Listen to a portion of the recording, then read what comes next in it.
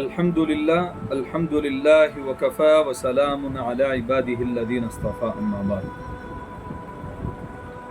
ప్రేమైన సహోదరులారా, సోదరీమణులారా, ఇవాళ నేను మీ ముందు ఒక విషయం గురించి, ఒక మాట గురించి చెప్పటానికి వచ్చాను. అదేంటంటే,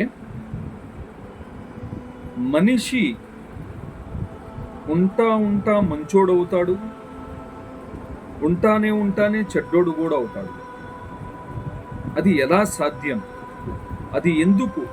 చూడండి, దీనికి కారణాలనేవి చాలా ఉన్నాయి. ఎన్నో కారణాలు ఉండొచ్చు. మనిషి యొక్క స్వభావం ఏంటంటే అది చెప్పలేనిది అన్నమాట. ఆ సృష్టికర్తకి తప్పితే ఇంకెవరికి తెలియదు. కానీ దాంట్లో నుంచే ఒక వస్తువు ఏంది అంటే, మంచివాడిని ఎప్పుడైనా సరే, మంచోళ్ళు ఉంటారు కదా, వాళ్ళని మనం ఎప్పుడైతే ఎక్కువ మోసం చేస్తామో, అలాగనే వాళ్ళని ఎప్పుడైతే వాళ్ళని ఎక్కువ ఇబ్బంది పెడతామో, అలాగనే వాళ్ళతో వాళ్ళు ఎలా అయితే మనతో ఉంటున్నారో అలా ఉండలేకపోతున్నామో, అలా ఉండటం లేదో, అలాంటప్పుడు మంచి వ్యక్తి కూడా సహనం, ఓర్పు, పట్టుదల, కృషి ఇవన్నీ ఉన్న మనిషి కూడా సడన్గా చేంజ్ అవుతాడు. అలాగనే ప్రేమన సహోదరులారా, సోదరీమణులారా, ఇంకొక విషయం ఏంటంటే, మనిషి చెడ్డోడు కూడా.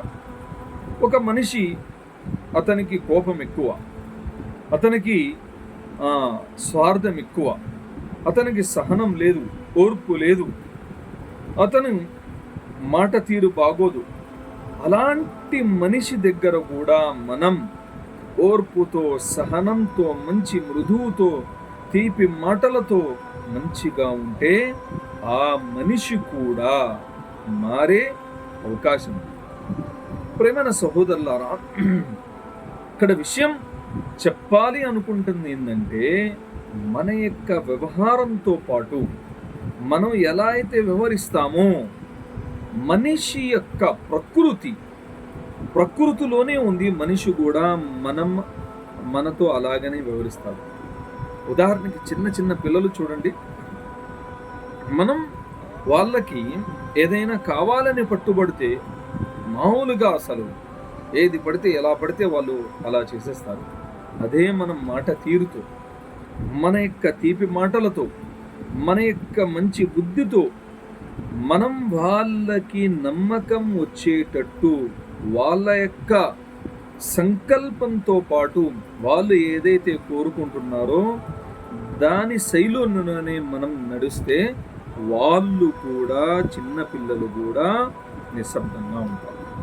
ప్రేమైన సహోదరులారా, అందుకనే మనం ఎలాంటి పరిస్థితుల్లో కూడా, ఎక్కడ కూడా, ఎలాంటి చివరి దాకా కూడా మన యొక్క వ్యవహారం, మన యొక్క అలవాట్లు, మన యొక్క గుణాలు ఎలా ఉండాలంటే మంచిగా, మంచి మాటలు, అన్నిటికంటే చాలా పెద్ద విషపూరిత 7 సముద్రాలు కలిపితే, 7 సముద్రాల యొక్క విషం కలిపితే ఎంతైతే విషం అయిందో ఆ విషం మొత్తం కూడా నాలుకలో ఉంది.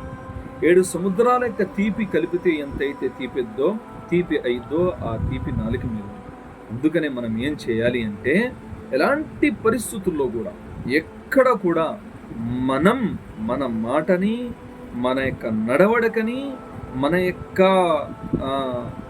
కర్మాల్ని, మన యొక్క పనుల్ని వేరే వాళ్ళ యొక్క మనసుకి తగిలేటట్టు, వేరే వాళ్ళ మనసుకి బాధ కలిగేటట్టు మనం చేయకూడదు. మనం దీన్ని ముందు పెట్టుకొని మనం జీవితంలో నడుస్తూ ఉంటే, మన యొక్క జీవితంలో ప్రతి ఒక్క అడుగున మనకి సహకరించే వాళ్ళు తప్పితే ఇంకా వేరే వాళ్ళు కొరకదు. అంత అర్థమైంది కదా? అల్లాహ్ తాలా మనందరికీ ఆచరించే భాగ్యాన్ని ప్రసాదించుగాక. ఆమీన్.